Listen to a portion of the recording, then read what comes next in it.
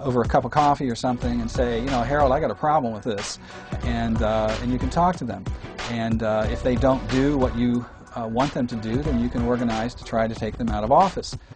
A larger than expected turnout today for a Tea Party protest. People are upset with the Obama administration.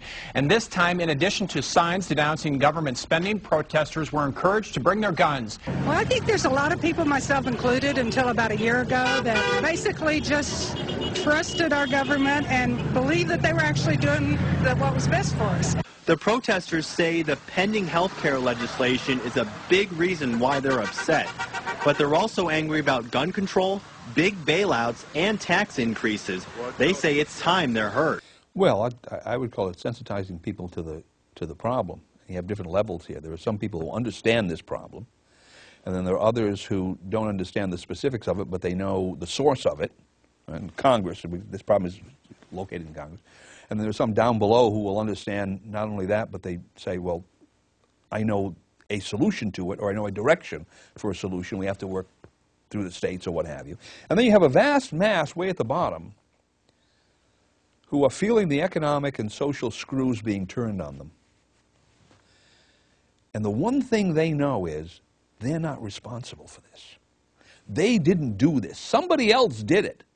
And now they're looking around to see who it was. And it has to be people in positions of power that did it. And so they're looking at the financial community, they're looking at the big businessmen, they're looking at the big politicians, and say, you people are responsible in some way for this mess that's coming on me, that's being dumped on me. Their first instinct is to ask them to correct it, because they've been told all along that Washington has all the answers, right?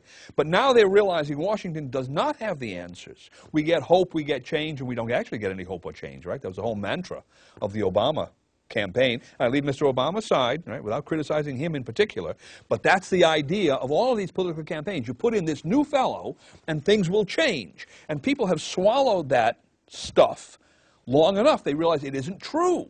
It doesn't change. At that point, they're going to stop, number one, looking to Washington, begin to look at the other alternatives, which are the states, and I hope the second point is they're going to recognize that if change is going to occur, they have to make it occur. That is, the individual person has to make it occur. He has to become directly involved in this. Self-government is not a spectator sport. It's a contact sport. You have to get on the field, put on the uniform, and go out there and play the game.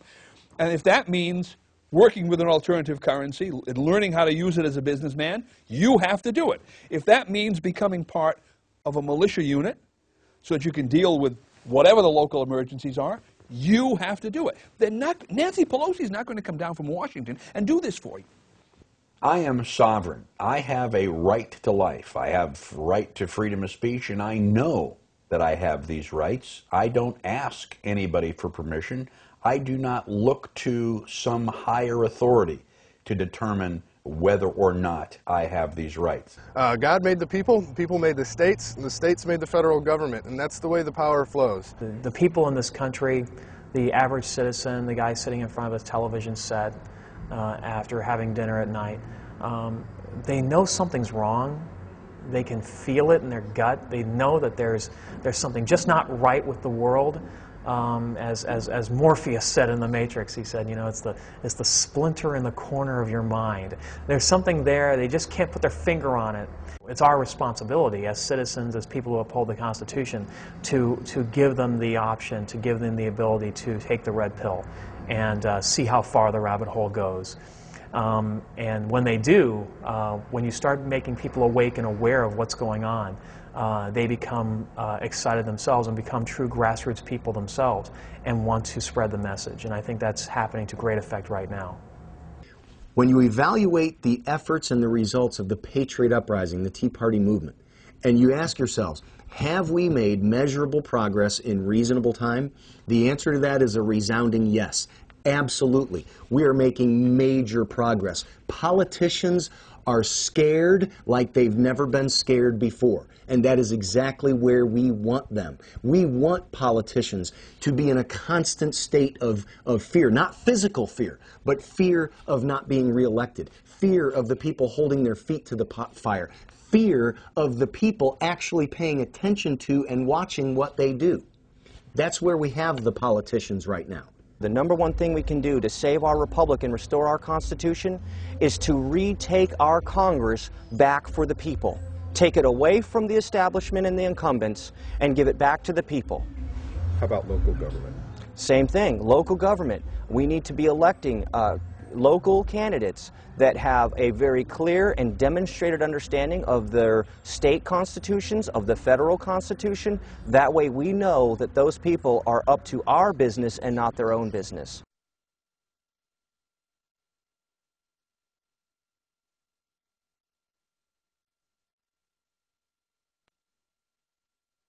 But guess what? This is a government of the people. As Tea Party protesters converged on the Capitol in Washington, D.C., stretching for several blocks from the West Lawn, hundreds of Rhode Islanders came out to the State House for a solidarity rally of their own. For those who couldn't make the national march, this was a chance to get up to the podium to voice their concerns over how the country is being run. It is our responsibility to question our government and hold it accountable to us, the citizens. The Tea Party, which stands for Taxed Enough Already, has been traveling across the country calling for smaller government and reduced taxes. The political landscape in the United States today is backwards. You have the federal government declaring that it is the supreme arbiter of everything that happens in the 50 states, and that it removes the tax money from the states and then returns a small portion of it with strings attached. But if you study the Constitution, the Bill of Rights, how our nation is supposed to operate, you have this confederation of states that combine together to make decisions of national defense and monetary policy in the Congress. Instead, today, we have a private offshore banking cartel that seized control of the federal government and then used the federal government as a slave to carry out its unconstitutional aims upon the states. This is clearly in the 10th and 9th Amendment, that all the powers not expressly delegated to the federal government are reserved to the states or the people. If we'll continue to support our sheriffs as they support us in defending us against tyrants from Washington, D.C., we can take our country back. It's taken courage to stand and keep your oath. Sheriffs, you took an oath to uphold and defend and obey the United States Constitution. When it matters most is now. Politicians listen to one of two things: votes and money. And obviously people who are involved in this movement that are not a vested special interest and people that are, moneyed interests don't have a lot of money to buy off politicians. So what we've got to do is we've got to organize our vote. I've been working on multiple projects to do this, but at the end of the day, what we've got to do is we've got to educate people, get them awake and aware and informed. Equating lawfulness and morality can be very dangerous. So I guess the time when you have to defend yourself from the government is when the law becomes lawless. So what we're doing in Missouri is we're drawing the line in the sand, and we're saying this is our territory, that is your territory. The Constitution says that this is our right, and unless we take back what was already given to us, we're not going to get any respect from them.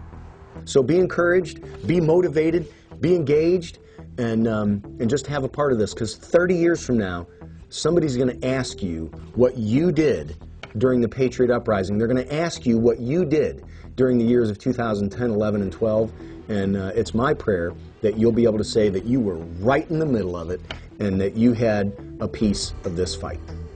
The question is, where should the American people draw their line in the sand? First of all, as a Texan, I would like to point out this is a reference to the Alamo. Colonel William Travis recognized that the outcome was hopeless, and he told the men at the Alamo that he could not, in good conscience, order them to stay and fight. And so he formally dismissed everybody and told them they were now free to leave. They no longer had any responsibility to stay and fight. But he took his saber and drew a line in the sand. And he indicated that regardless of what they did, he, William Travis, was going